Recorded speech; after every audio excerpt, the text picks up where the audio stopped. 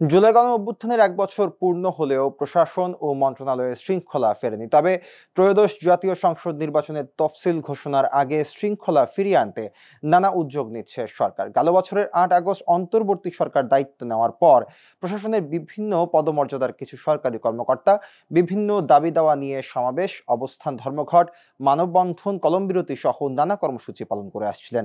জাতীয় রাজস্ব board NBR এর পুনর্গঠন ও বিভাজনের পরিপ্রেক্ষিতে আন্দোলনে নামা কর্মকর্তাদের বিরুদ্ধে শাস্তিমূলক পদক্ষেপও নিয়েছে সরকার।